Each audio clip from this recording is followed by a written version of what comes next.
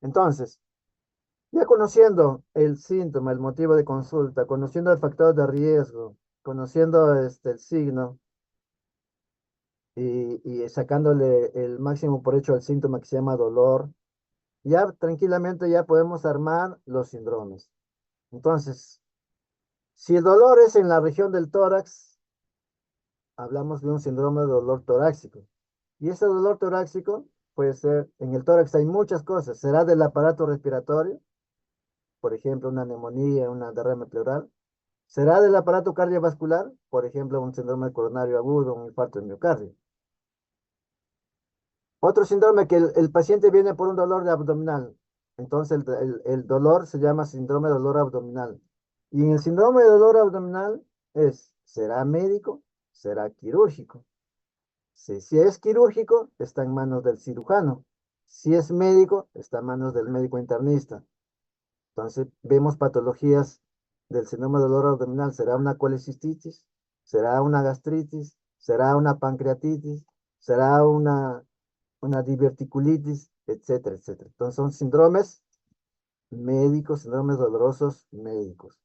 Y para cada uno de ellos siempre vamos a identificar el dolor, identificar el síntoma, buscar el factor de riesgo y el signo.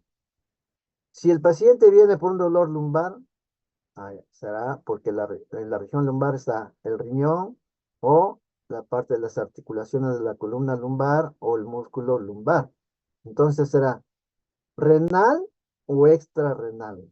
Si es renal, el síntoma principal es la lumbalgia, acompañado de otros síntomas como disuria, polaquiuria, náuseas, vómitos, fiebre. El diagnóstico será una pielonefritis o infección urinaria. Si el dolor lumbar no es renal, entonces será un músculo o será o una columna. Es lo que se llama el síndrome lumbociático. Se acompaña de dolor con irradiación hacia los miembros inferiores. Si el paciente viene por dolor de cabeza, se llama síndrome de cefalea. El problema está acá en el cerebro, en la parte encefálica.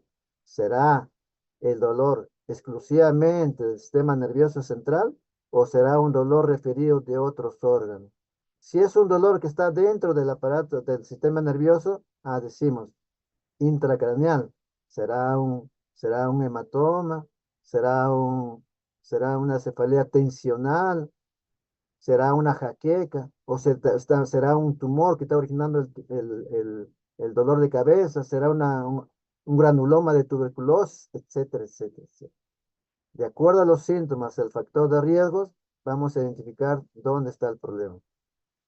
Y por último, otros síndromes como el dolor cervical, en la región del cervical será el músculo o será la columna cervical que esté originando los dolores en esos lugares. Una vez que definamos el síndrome doloroso de cualquier órgano que estamos identificando, el siguiente camino simplemente es examen complementario de acuerdo al síndrome. Por ejemplo, nuevamente entramos al síndrome doloroso abdominal.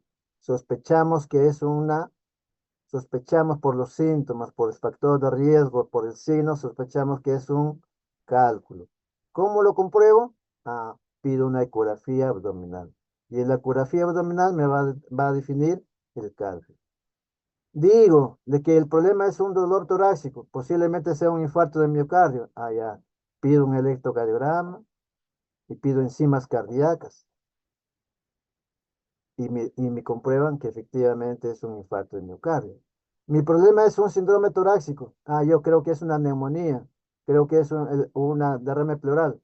Pido una radiografía de tórax, pido una ecografía de tórax, pido una tomografía de tórax. Determina todo lo que hemos pensado se comprobó.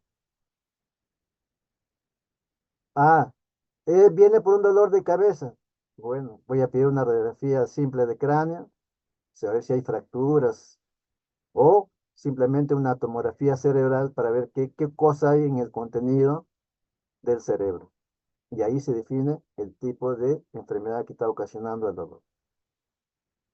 Muy bien, pues chicos, hasta acá estoy tratando de hacerlo lo más ordenado. Espero que hayan captado y cuando estén frente a un paciente, sean minuciosos en hacer una buena historia clínica. en hacer un buen interrogatorio y en examinar, hacer una buena exploración en relación a la inspección, palpación, percusión, auscultación. En otras palabras, tienen que aprender bien lo que es la historia clínica, estudiar bastante y hacer tus hipótesis. Cada vez hagan una hipótesis. A medida que van avanzando, hagan un ejercicio de hipótesis para que de ese modo se van a ir acostumbrando a buscar enfermedades. Y muchas de esas prácticas le va a llegar a la certeza de la enfermedad. Si no hay preguntas, acá terminamos. ¿Alguna pregunta? ¿Alguna No, pregunta, chicos? doctor, gracias. Muy bien, entonces, este, gracias. Cualquier cosa estamos para poder ayudarlos. Nos vemos, hasta luego.